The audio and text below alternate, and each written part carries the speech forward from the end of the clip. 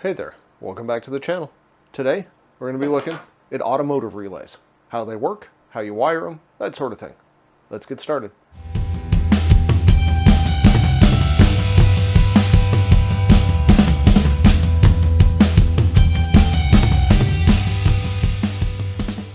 This is a typical automotive Bosch style relay.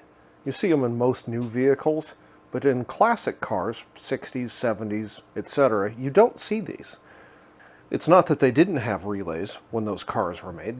They used a relay for the starter, they used a relay for the horn, but that's about it. I suspect that a lot of the reason is because of size and reliability. They've gotten a lot smaller and more reliable as time has gone on, so they've moved these underneath the hood. The whole purpose of a relay is to allow you to switch high current loads with a signal that is low current. Let's take headlights for example. They draw a lot of current to light them up, especially older incandescents or halogens. Ideally, you'd like that current not to be flowing all the way from the battery, through the firewall, through the headlight switch, and then back out to the lights. So what you do is you use a relay. The current flows from the battery through this relay and out to the lights, so you keep the current outside of the passenger compartment and a shorter run. If we look at this relay, this diagram is what's important here. You can see this 85 and 86. This is the signal. This is what opens and closes the contactor inside this relay. So when we have 12 volts that runs through here, and it can actually run either direction, so you can hook 86 to ground and then give 12 volts here to 85, or hook 85 to ground and give 12 volts to 86. At any rate, that is what you use for signal. So you run 12 volts, say, through a switch to here and then out here to ground. And when we give it 12 volts, this little thing turns on and off. Let's see if we can focus, damn it. All right, so you can see here we have 30 and then 87 and 87A. The important thing is what you would do is you'd connect this to your high load, so this over to the battery or switched power, whichever one you're trying to turn on and off. And when this is open, so when you don't have signal, it's going to connect to 87A. So you could have something normally on, and then when you connect it would turn it off. And that's what you would use here. So this is going to be always connected to this. When you give signal here, this switch moves over and connects 30 to 87. This is the typical one you would use for like lights, horn, fan, things like that. So when we give power here, 30 gets connected to 87. If we look at the other side, those numbers, let's take a look here. You can see here's 87.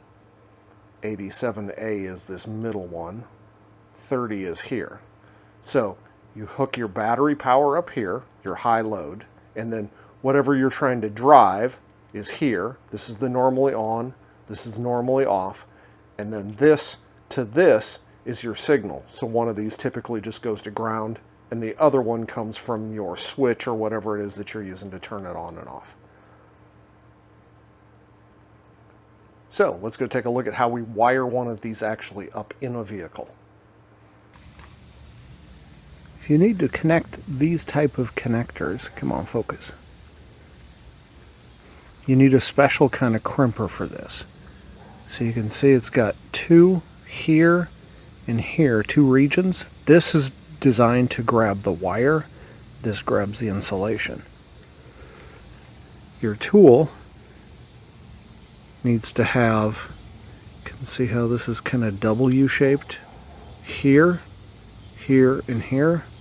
Those are for the wire connector, and then these round ones on the outside are for the insulation. Strip back just enough of the insulation so it can lay in here like this. You can see it's going to grab the wire here, the insulation here, and then our wire doesn't extend too far here. We put it into the crimpers.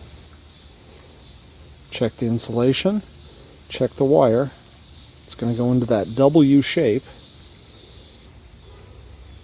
You can see it's now grabbed the wire.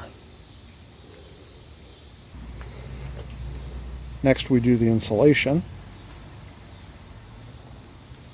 Get that in there. Come on, focus. And that bites that. If you look at this socket, there's a notch here.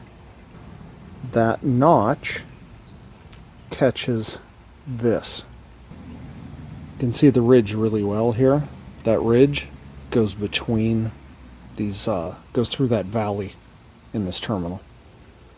So we put it in there. And there we go. So now those are all connected. And then when we take a relay, plug it in, it connects all four of those wires. This relay block has these waterproof plugs that go in behind each one. We're going to push the wires through. They are shaped so they go in only one way.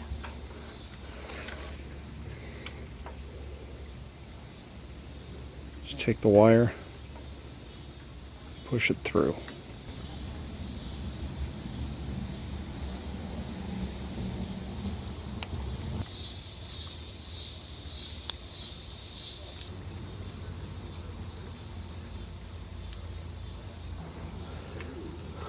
Okay, so we just continue to push it down until it seats in here and gives us a waterproof seal. For these two, which are the signal, we'll just run this to ground, and then this will come power from a switch. For now it's just a manual toggle switch, but I'll connect this up to a thermostatically controlled switch in the future. When power is applied across those two, the relay connects power across these two at a much high amperage. This can take 30 amps, I think, on these relays. So one of these is going to go to battery power. The other end will go over to the fans, go through the fans, and then from the fans, it's going to go to ground. Okay, so let's take a quick look at this. Never mind the fact that this is a wire nut. It's just for temporary purposes so we can test this. We have a wire that comes in there, that runs over to the battery, comes from the battery to here, and then one of them runs in to the load side of this relay. The other one is just running to one side of this switch. Now this could come from here, it could come from something inside the vehicle if you were using a toggle switch like on a race vehicle, something like that, or a thermostatically controlled switch, whatever. This is our signal that when this has power, it goes through to this switch, and then this goes back down to the signal on the relay. What that means is when I close this switch, power goes across here, goes through and into the relay, energizes the relay coil, which then closes power coming from the battery to this output wire that goes to the fans. Right now it doesn't go to anything, but that's where it's going to go. So if I close this switch, if you listen, not sure if you can hear that, let me get closer to it. If I close this switch,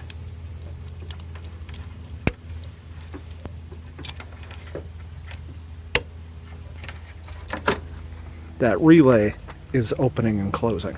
Now I can connect this positive lead that comes out of the relay to the two fans. When I close that switch, it should turn on both fans. So that's our next task.